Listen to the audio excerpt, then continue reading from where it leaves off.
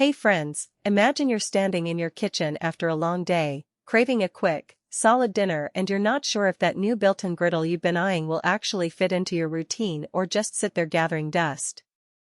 I've been there, flipping through endless listings, worrying about whether the griddle will genuinely work with the gas line you have, whether the heat will be even enough for a proper sear, and if the price tag is really justified. The thing that keeps most of us from hitting add to cart is the fear of wasting money on something that looks great on paper but falls flat when you actually try to cook a breakfast scramble or a steak dinner. Link is in the description if you want to check the product details on Amazon. So let's break it down. The BLZ Premium LTE built-in natural gas griddle is a 30-inch stainless steel flat top that promises 36,000 BTUs of power, illuminated control knobs, and a push-and-turn flamethrower ignition. That sounds impressive, but the real question is, how does that translate to everyday cooking in a home kitchen or even a small commercial setting? I dug into the specs, skimmed a handful of user comments on other similar BLZ units, and considered the practical setup challenges you'll face before deciding if this griddle is worth your hard-earned cash. First off, who should consider this griddle?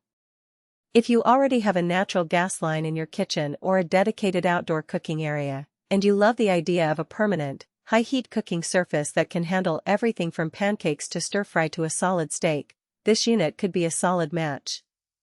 It's also a good fit for people who entertain regularly, think brunch gatherings, tailgates, or a small CAF that needs a reliable, spacious cooking surface without the fuss of a portable propane tank. The 30-inch width gives you enough room to run multiple items side by side, which is a real time saver when you're feeding a crowd. On the flip side, if you're renting, don't have an existing natural gas hookup, or you're just looking for a portable solution you can move around, this is probably not the right choice. Converting a propane or electric line to natural gas isn't cheap, and the installation will likely require a professional plumber. Also, if you're primarily a home cook who only needs a small countertop griddle for occasional egg dishes, a 30-inch built-in model might be overkill. The initial investment, both the unit and the installation, can easily exceed the budget of a casual kitchen upgrade. Now, let's talk about the practical strengths that matter when you actually start cooking. The 36,000 BTU rating is a strong selling point, particularly for tasks that demand high heat quickly. When you crank the flame, the griddle reaches searing temperatures in a matter of minutes, which means you can lock in the juices of a steak or get that coveted restaurant-style crust on a burger without a long preheat. The stainless steel surface is also praised for its ability to distribute heat evenly across the whole 30-inch area, which helps prevent hot spots, something that can be a nightmare on cheaper, thinner griddles where one side ends up overcooked while the other barely registers heat.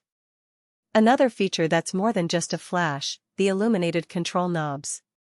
In a busy kitchen, especially if you're experimenting with a variety of dishes and need to keep an eye on temperature settings, the backlit dials make it easier to glance and adjust without opening cupboard doors or pulling out a phone flashlight.